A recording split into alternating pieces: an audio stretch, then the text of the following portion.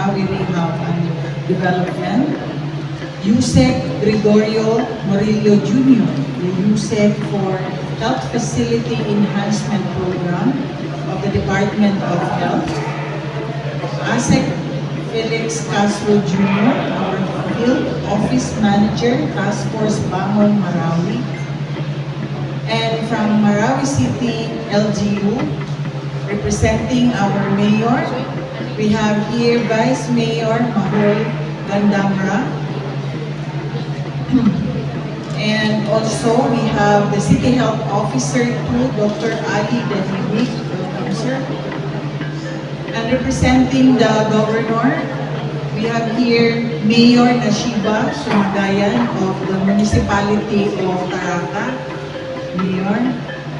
And of course, our immediate boss, the Regional Director of CHD-10, Dr. Sulpicio Henry Ligaspi Jr., RD, thank you. And of course, to our APMC family, we have our CMPS, Dr. Mo Muammar Kasim, who will be the head of the Bukas Center while we are operating here at Marawi City General Hospital.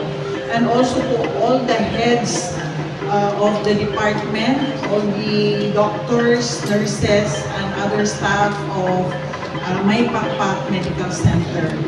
We also have here with us some of our media partners. We have the GMA, Manila Bulletin, also have the PIA, and others who are here to cover the activity. Again, Assalamualaikum warahmatullahi ta'ala wa barakatuh, and good morning to everyone.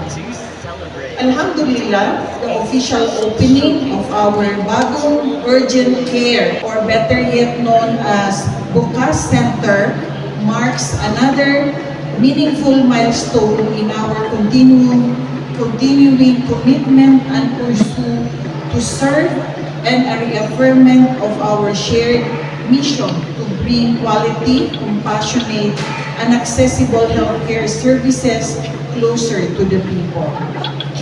The goal of the Bagong Pilipinas is simple yet profound. Sa Bagong Pilipinas, bawat buhay mahalaga.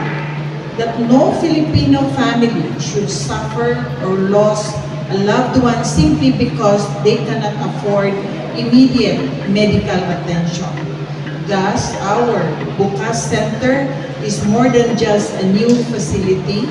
It is a symbol of hope and inclusivity, especially for the victims of Marawi siege. It is designed to provide timely medical care for urgent but non-life-threatening conditions, particularly for those who often hesitate to seek care due to financial hardship or lack of access. Because in our Bukas, everything is free. We know that in APMC, our doors are always open to every patient regardless of status, age, or background. As a result, our hospital emergency rooms are always overwhelmed with patients. Thus, by establishing this Bukas Center, we can decongest our emergency department, shorten waiting times, deliver faster treatment to patients who need critical care, and bridge the healthcare gap between primary care and tertiary hospitals. This facility was built to serve as a refuge in times of need and a reminder that the health and well-being of our constituents are always our priority. With that, I would like to conclude by expressing my heartfelt gratitude to our partners for their unwavering support.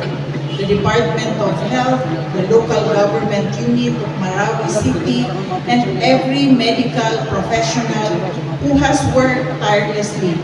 Thank you for the work you do, and thank you for your unwavering commitment to our nation's health. As we officially open our Bukas Center, let me welcome everyone to the soft opening of the new Bukas Center of a May Pakpak Medical Center in partnership with Marawi City General Hospital, owned by the Marawi City local government unit. Assalamualaikum warahmatullahi wabarakatuh.